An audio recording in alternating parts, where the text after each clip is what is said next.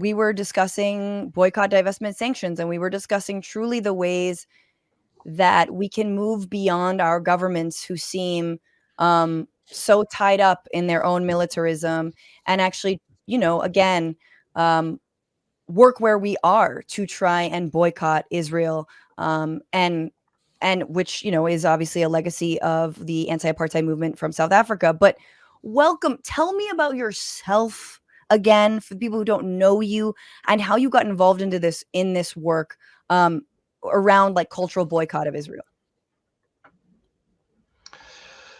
Thank you. Yeah, and thank you for the invitation. I'm really happy to be here and to see you again. So I'm a Palestinian musician and BDS activist. I'm based in the UK, as you might be able to tell.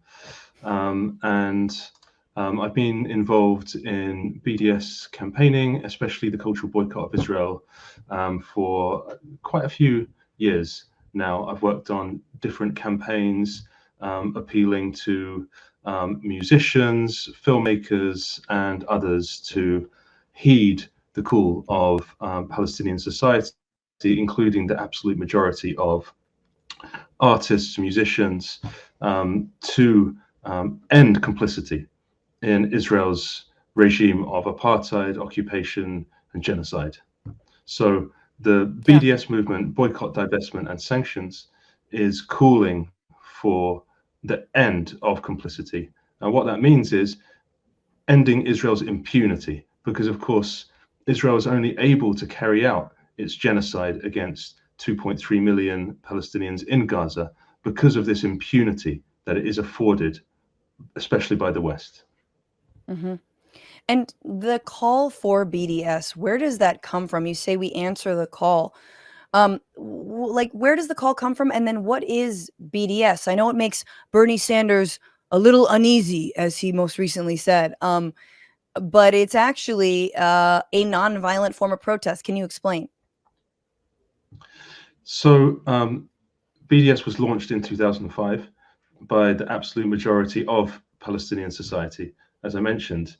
And really, the BDS National Committee, which is the largest Palestinian coalition, it includes trade unions, artists, really every kind of association and union you can think of. Mm-hmm. So it's an authoritative call from an oppressed people, in this case, the Palestinians. And since 2005, the BDS movement has been campaigning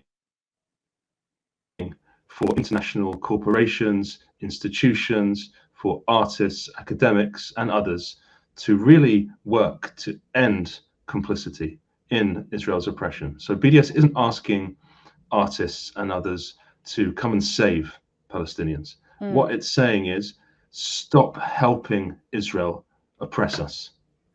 That's what the BDS movement, led by Palestinians, is calling for. And it's had a fair amount of success and even sort of like turbocharged, obviously, in the last 5 months. And we're talking schools, sports, religious institutions, tech companies. Recently you just saw an employee of Google who was fired, but for speaking out about Project Nimbus, I believe it's called, which is basically AI tracking of civilians in order to target and kill them in Gaza. And so Google and Amazon are invested in that.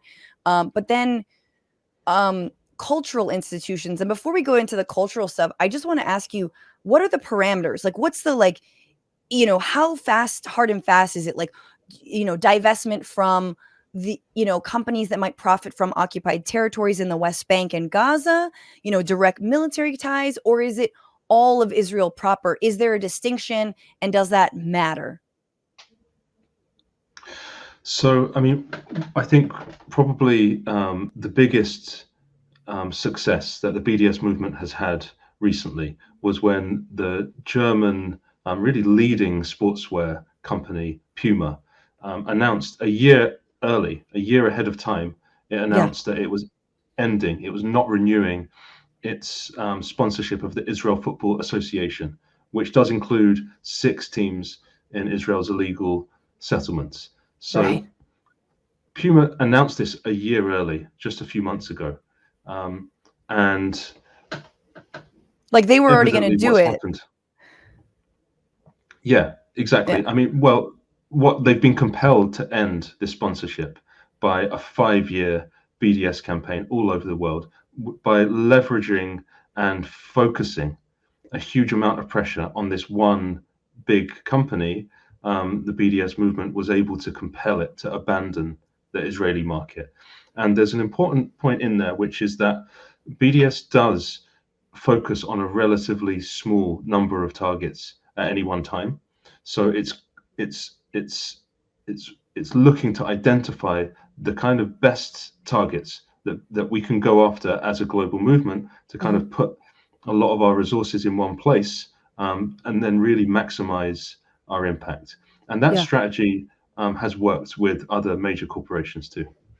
Yeah, and you're seeing it now. I mean, in terms of, Starbucks or McDonald's, there is a very conscious, at least on the boycott level, just in civil society and people, in this country, in the United States, and I'm sure in the UK, saying like, we see that McDonald's is giving these meals to the IDF, and we like fuck McDonald's. I'm going to boycott McDonald's, or fuck Starbucks. We're going to boycott Starbucks, and it's not clear whether or not Starbucks is already atrophying, mostly because they literally bought every storefront possible. But like, this cannot help them, so that boycott part of it. And you've seen, just, I don't have all the examples, but there's just incredible, like, a young Palestinian or a filmmaker recently did this a great ad basically about how your dollars, and I think it was Pepsi, can turn into weapons. And it was just very compelling.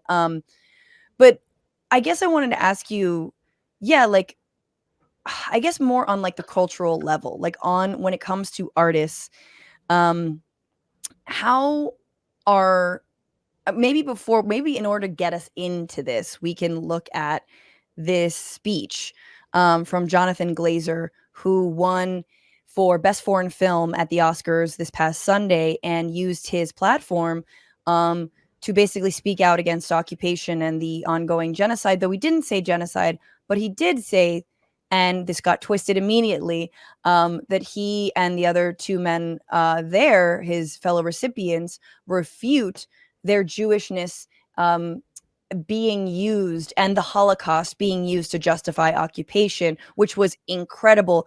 And the reaction was also incredible. So I want to get your take on it and then talk about that. So take a look. Thank you so much. I'm going to read, I'm afraid. Thank you to the Academy for this honour, and to our partners A24, Film for Access and the Polish Film Institute, to the Auschwitz-Birkenau State Museum for their trust and guidance, to my producers, actors, collaborators. All our choices were made to reflect and confront us in the present, not to say, look what they did then, rather look what we do now. Our film shows where dehumanization leads at its worst. It shaped all of our past and present. Right now, we stand here as men who refute their Jewishness and the Holocaust being hijacked by an occupation which has led to conflict for so many innocent people. Whether the victims of October the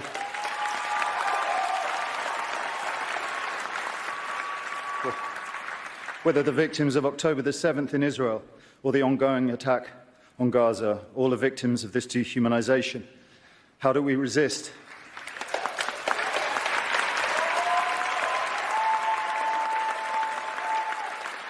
Alexandra Bistron Kaladziejczak, the girl who glows in the film as she did in life, chose to. I dedicate this to her memory and her resistance. Thank you.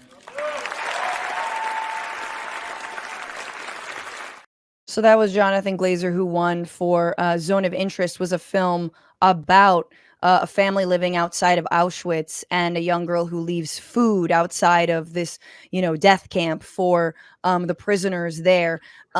Of all the people to speak about genocide on that stage, it had to be, and it was so fitting, and the applause gives you a sense of a million things. It had to be this guy, these filmmakers, the fact that they are Jewish, and it was a film about the Holocaust. Samir, just your response, and like, were you surprised maybe to hear some of that applause? Well, I think it was a very moving, brief speech that Jonathan Glazer made. And I think he touched on a few really key points there, which are that the Palestinian people have been so comprehensively demonized for decades, but especially in the last 5 months plus. Now, refuting the dehumanizing propaganda that Palestinians are constantly subjected to by the mainstream media, especially, not only, but especially in the US, is a really key part of our pushback, generally speaking, to try to halt this genocide. Because once you have completely dehumanized a people, you can do what you want to them. And in this case, that is genocide. So I think by rejecting that, Jonathan Glazer is doing something meaningful there. And another important point that I think he made is to assert that Israel's oppression is the root cause of violence. And this is very important as well. There is no justification for Israel's genocide in Gaza. There is no justification for genocide, the crime of crimes, under international law. And his speech, I think, touched on that. Yeah.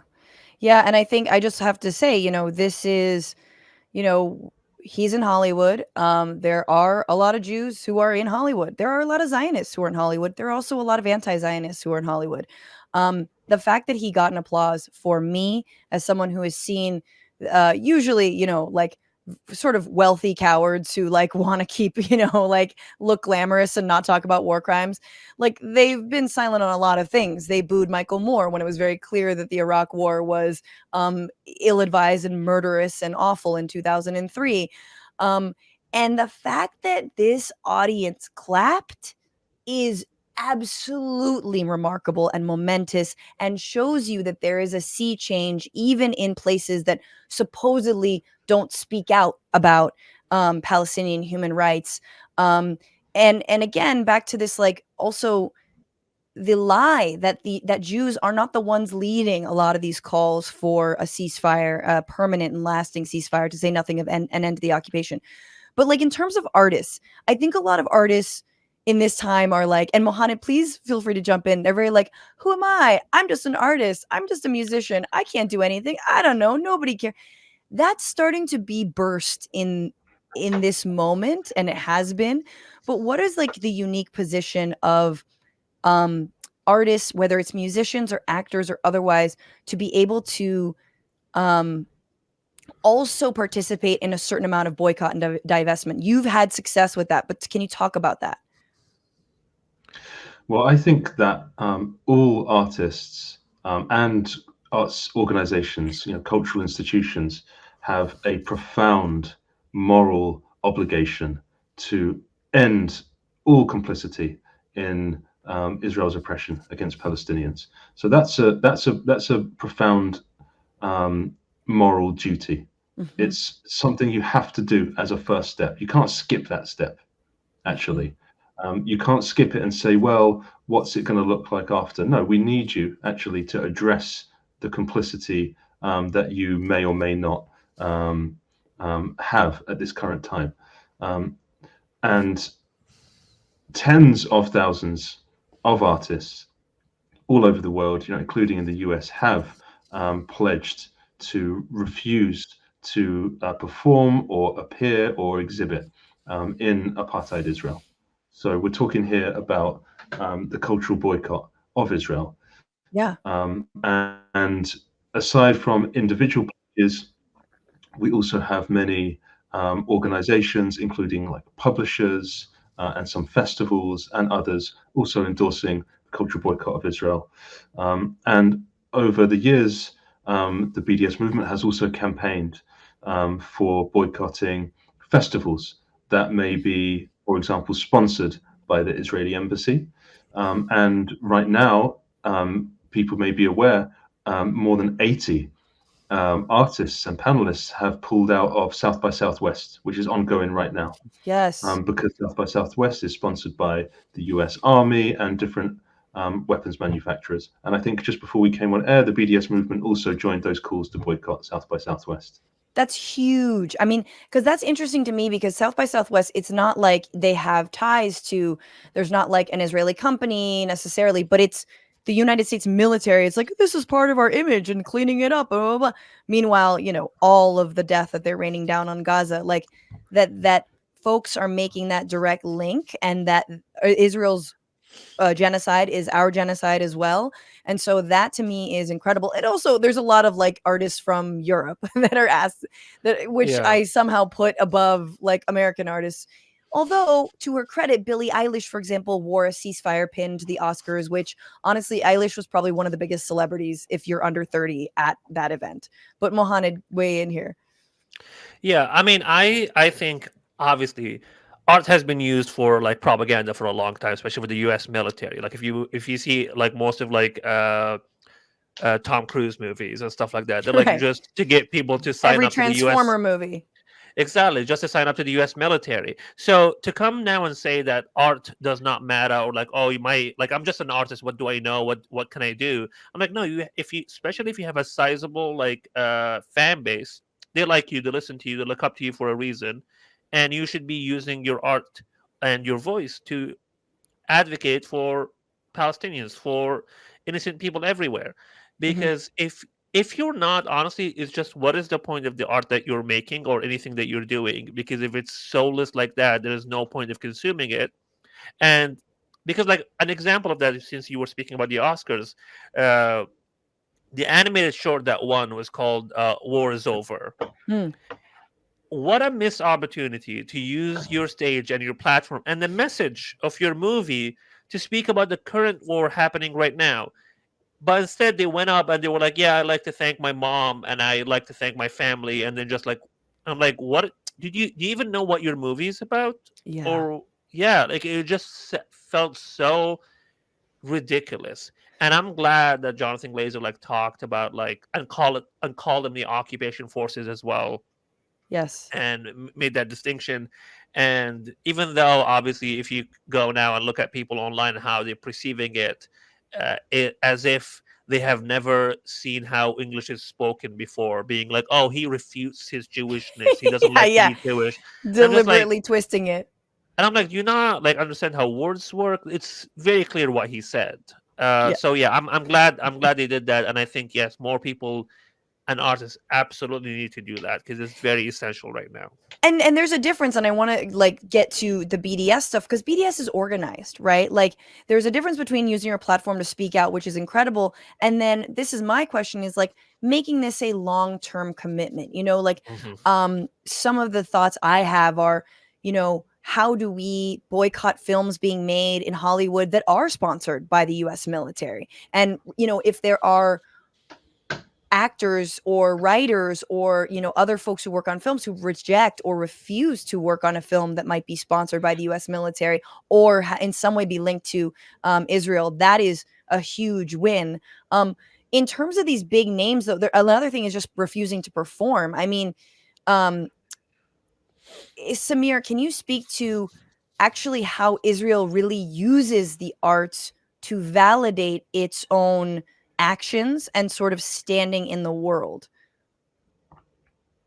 So Israeli leaders, even as they carry out this genocide in Gaza, are well aware of the potential that art has, Mohanad, like you're talking about, and Francesca, that it has. And they've been quite open, actually, about artwashing, whitewashing the apartheid regime through what they called the Brand Israel program, launched some years ago, and one foreign ministry official saying we don't distinguish, actually, between Hasbara, which means propaganda, and culture. We see no difference between them. And what does that mean? It's sort of like all culture is in service of sort of the Israeli propaganda machine and our righteousness and whatnot. Exactly. So another Israeli foreign ministry official has said I'm paraphrasing, but we'll show you Israel's prettier face by sending poets, novelists, artists around the world. So it's a very conscious art washing program that Israel is engaged in to try to cover up its crimes against humanity, including the crime of apartheid, as leading human rights organizations have accused it of in authoritative reports.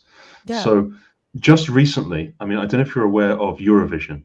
Eurovision Yes. is the world's biggest live music event. It gets more viewers than the Super Bowl, just to translate it into American. And it's mainly a European Thank contest, you. but Are there chicken wings that are eaten? But yes. Australia also participates and Israel participates. Now, Russia was suspended within hours of its illegal invasion of Ukraine 2 years ago, and the Eurovision organizers said the inclusion of a Russian entrant would bring Eurovision into disrepute, was their term.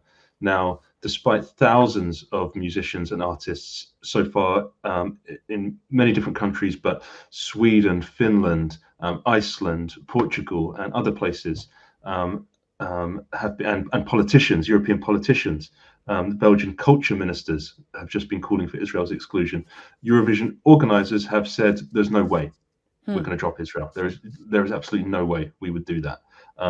So the colonial hypocrisy is absolutely shameless at this point. Now, without getting too much into the details of it, there was a controversy recently because Israel's submission for Eurovision had quite overtly political lyrics, and this is supposedly not allowed at Eurovision, although kind of inconsistently enforced. And for a while, it looked like Israel was threatening to withdraw until the Israeli president, who in between signing missiles destined to blow up people in Gaza, and in between saying there are no innocent people in Gaza, made a very public intervention to basically smooth things over and say Israel has to participate in Eurovision.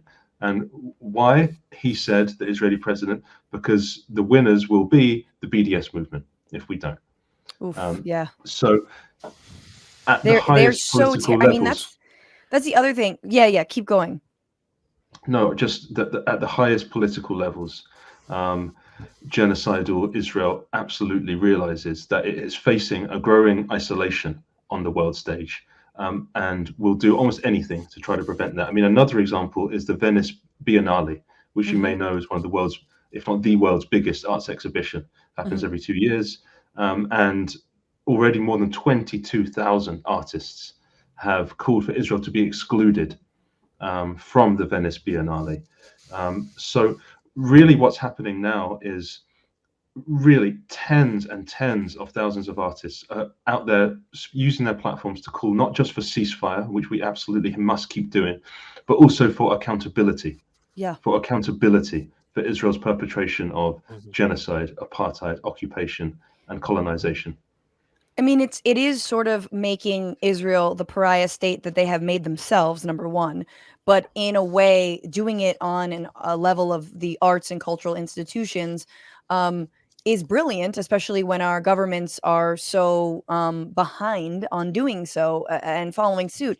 I do want to ask you, and you made this great point when we had this meeting, back in the fall, but why are cultural institutions like museums or, artist grants, or why are they like uniquely susceptible to boycotts or, and also, and sort of like being held accountable for, including Israel in them, or like, whitewashing Israel's crimes?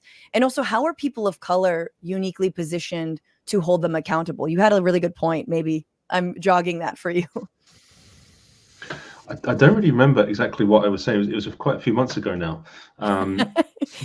Well, you made this great point, which you basically said that most institutions, museums and whatnot, they pride themselves in diversity, and that they cannot get away now with having an all white, lineup or for their slate or their film festival or their exhibits. And so they love to like use the global South as these examples of how they're so, down and for social justice, and they support these marginalized voices. But then when it comes to Palestinians, they're nowhere to be found, or they're complicit, in different Israeli institutions. So that's sort of the point you were making. Yeah. Okay. Yeah. So I think what that kind of relates to as well is to do with censorship. Because we're talking here about how arts organizations, institutions, let's say in the US, are really engaged in this quite quiet, mostly, but sometimes quite brazen McCarthyism and censorship. And so I think when we spoke about this, that was a time when the kind of reactions, the organized reactions of many artists to this kind of censorship was just kind of coming out, actually. So there'd been a few really interesting examples of artists responding to this kind of censorship. Let's say one poet is disinvited from a poetry program, all the other poets all drop out, and the whole thing collapses. They've got no program now.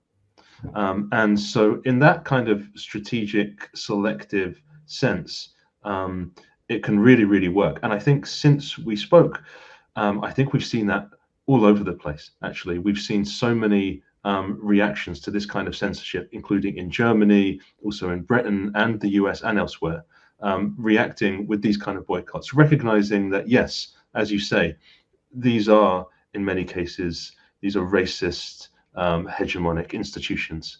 But they cannot get away, like you said, with making that too obvious. They can't have, they can't do without the global majority. Yeah. And guess what? We're the global majority, including artists. And so trying to single out, trying to exceptionalize support for Palestinians, as some of these institutions still insist on doing, they can't get away with it as long as artists are vigilant and they work together and they're strategic about it, I think. Yeah, I mean, you saw, it led to this is different, but like, I think that's a great point. But, just since we spoke, you saw the president of the university, I believe, of Pennsylvania. Well, what university was it? Mohan, do you remember? Pennsylvania, was it, who allowed for a Palestinian literary event to go forward, and was like dogged by that decision, and then was eventually forced to resign, which is just like, it's just wild and ridiculous. But again, it had to do with simply making space for Palestinian authors and voices, and that was seen as, and so-called anti-Semitic, or whatever the hell it was billed as. I do want to. Was it Pennsylvania? It was UPenn, yeah. UPenn, yeah. Just Mohanad, maybe you want to weigh in here, but Samir, I'm not sure if you've seen this, and maybe I can treat you to this. But what am I watching here? This is Tiffany Haddish sitting down with, I guess, an Israeli actress named Noah Tishby, who's been like truly one of the worst Hasbara propagandists since this genocide began. Hang on. So they're sitting around a table eating pickles. I was shocked that what did Tiffany ask to have backstage? Pickles. Kosher pickles. Kosher pickles. Which is shocking. First of all, I love pickles as well. But also, let's just have a quick chat about the pickles. The whole thing about pickles, it's a very Jewish food, right? Yes. And one of the things is that the Jews didn't have money throughout history, so we had to preserve things and use whatever we could. And we didn't have, there's no money for like fresh food, so we started preserving everything. Hence the pickle that we're eating. My mom used to say pickles are good for your skin. They make your skin beautiful. I love that. And she used to have the pickles and put a Now Later or a Jolly Rancher in the middle. Then I got hip to the packs of Kool-Aid, the little packs of Kool-Aid, and you dip the pickle in there. No you way. dip it in the powder, in the Kool-Aid powder. You eat it. Oh, so I don't think about that. So in order to survive, you must pickle the cucumber. And the Jewish people, they are a pickled people, and they will last forever. Okay, so I apologize for subjecting you to that, but that was just a few weeks ago, and that's Tiffany Haddish, comedian. So this is literally in the middle of this ongoing genocide, and she's there, and she's got a Star of David necklace. I didn't know, is Tiffany part Jewish? Is she Jewish?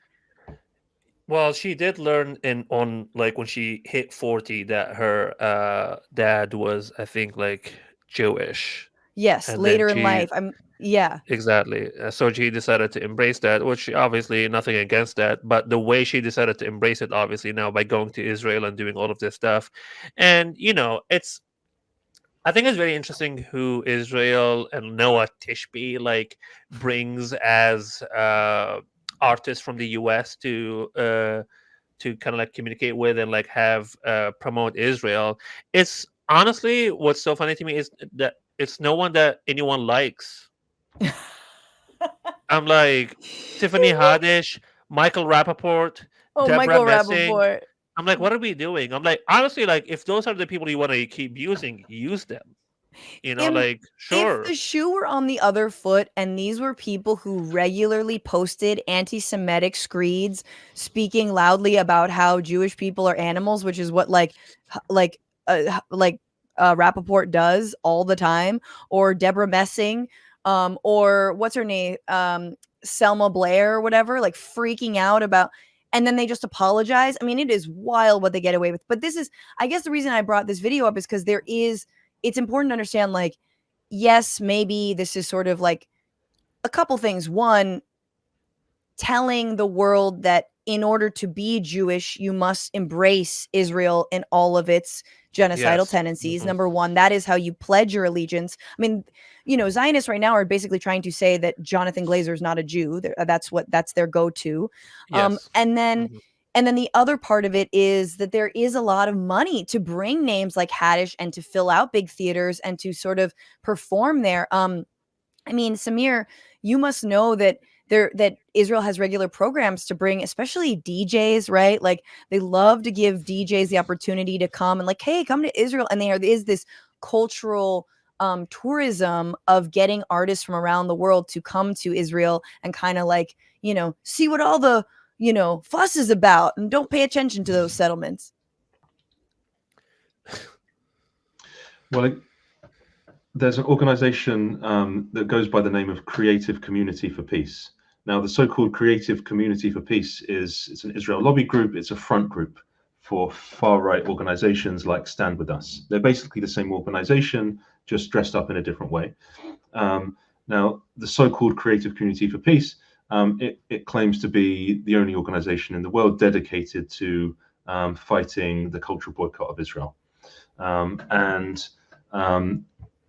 As I say, it has these links to really the far right Israel lobby generally, and then on to the Israeli government. But it actually it said in a confidential report that the BDS movement got hold of and leaked in 2017. It said the cultural boycott movement is constantly growing and changing and finding new and innovative ways to reach artists. So for me, the question there is, how is it that BDS, including the cultural boycott of Israel, has come over time to have the kind of impact where Israel spends hundreds of millions of dollars, not tens of millions of dollars, but hundreds of millions of dollars, 900 million, according to The Nation, fighting the global BDS movement? I think one answer is that BDS always balances ethical principles on one hand with strategic effectiveness on the other. So that's to say, we don't run with what's just purely principled and abandon what's strategic. If you just go with your principles all the time, you forget everything else, you might find you're not speaking to a very large audience over time. But if you give up your principles, you just go with what's pragmatic, then what are you really fighting for? So striving to find that golden balance is really, really crucial. Another point I would just mention is that BDS strictly targets complicity, not identity. And it only targets institutions, not individuals. So what does that mean? It means that BDS doesn't boycott any person. It boycotts institutions for their complicity in apartheid. So it's not boycotting Israeli institutions because they're Israeli per se. It's boycotting Israeli institutions, including the entire Israeli cultural sector, because it is complicit in apartheid, settler colonialism, and genocide. So what do we mean by complicity? Well, there are clubs in apartheid Tel Aviv that have celebrated massacres. There are Israeli live music promoters that have glorified Israeli forces as they've carried out this genocide in the last few months. There are I mean, there were dance parties, parks right? in- Weren't there like dance parties and DJs and people playing in celebration of the bombing? that has been happening over the last few months. There have been explicitly genocidal songs that have repeatedly gone to #1 in the Israeli charts. And there are parks in apartheid Tel Aviv where in the summer, they build like a stadium shows there. And now this park, Yarkon Park, is built over the ruins of 3 ethnically cleansed Palestinian villages. Ethnically cleansed within living memory. This didn't happen millions of years ago. This happened within living memory. So when some international bands and artists go and perform like a stadium show at this park in apartheid Tel Aviv, the fans are really dancing on the ruins of ethnically cleansed Palestinian villages. So, and then there are film festivals that are sponsored, like the Jerusalem Film Festival, for example, is sponsored by organizations that are complicit in the ethnic cleansing of Jerusalem. So when we talk about complicity, it isn't something in the abstract. It's something very real. And so before I let you go, what's your suggestion for how people can like find ways to implement and start BDS? I mean, other than like, okay, I'm avoiding Starbucks or McDonald's, but like, how do they take a look around them and sort of, see, are they being complicit in some way in apartheid? So the BDS movement uses 4 campaign selection criteria. I'll just very quickly go through them. 1, the level of complicity. So the more complicit a company or an institution is, the easier it's going to be to convince people to boycott it. So that's one important criteria. A second one is media appeal. Can we get our story heard in the media? Can we break through the wall of censorship that we sometimes encounter? Can we build cross-movement intersectional coalitions? So the potential for that is an important criteria. And then finally, can we win? Because if we can't win, okay, maybe we can't win, but maybe if not, we can carefully set objectives along the way. So these are really important criteria to use when we're thinking about how to go about a campaign. And if anyone is really interested, you can go on bdsmovement.net and look up a strategic guide to BDS campaigning. There's quite a detailed article there. I mean, Puma is a great example of it because this is an international brand. Soccer, other than the United States, or football is very international, and getting your logo off of their shirts is huge.